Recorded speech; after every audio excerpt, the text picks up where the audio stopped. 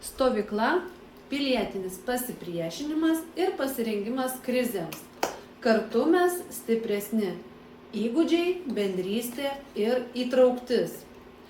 Rugsėjo 13-14 dienomis įvyko unikali ir socialiai svarbi stovykla, skirta sutrikusios klausos vaikams ir jaunuoliams. Ją inicijavo klausos negalios šeimų bendrija Aidas, dalinai finansavo Lietuvos Respublikos Krašto apsaugos ministerija. Stovyklos tikslas – stiprinti jaunuolių gebėjimus reaguoti į krizines situacijas, skatinti pilietinį aktyvumą ir sukurti saugią erdvę visaverčiam dalyvavimui pilietinėje gynyboje. Praktinius užsiėmimus vedė Lietuvos šaulių sąjungos Vakarų jūros šaulių 3-osios rinktinės 313 kuopos instruktoriai, turintys patirties pilietinio pasipriešinimo, pirmosios pagalbos ir taktinės medicinos srityje. Jaunuoliai galėjo mokytis tiesiogiai iš instruktorių, turinčių realios praktinės patirties. 2 dienas trukusios stovyklos metu dalyviai įgijo teorinių žinių ir labai praktiškų įgūdžių.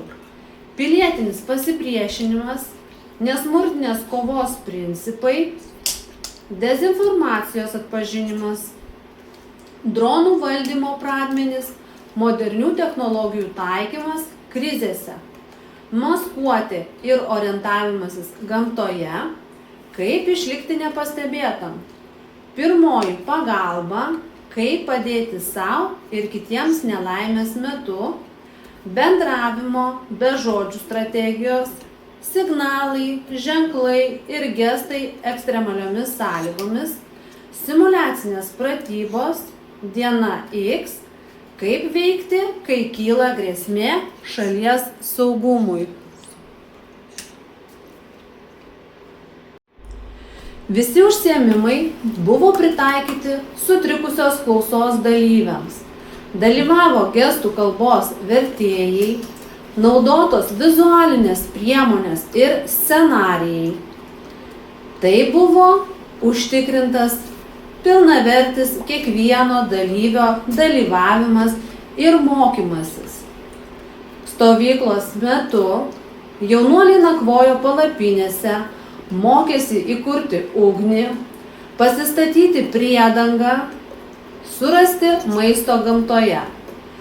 Buvo imituojamos įvairios ekstremalios situacijos, nuo informacinio karo iki evakuacijos pratybų. Ši stovykla daugiau nei trumpalaikis renginys.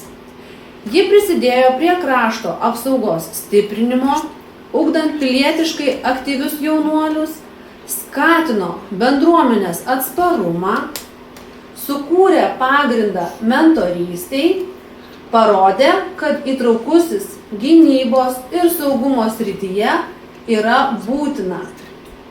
Ši iniciatyva puikus pavyzdys, kaip galima įtraukę, sąmoningą ir atsakingą visuomenę, kurioje kiekvienas jaunuolis, nepriklausomai nuo gebėjimų, gali prisidėti prie valstybės stiprinimo. Dėkojame visiems, kurie prisidėjo prie stovyklos įgyvendinimo. Lietuvos šaulių sąjungai, gestų kalbos vertėjams, savanoriams ir žinoma patiems dalyviams. Tikimės susitikti ir kitais metais.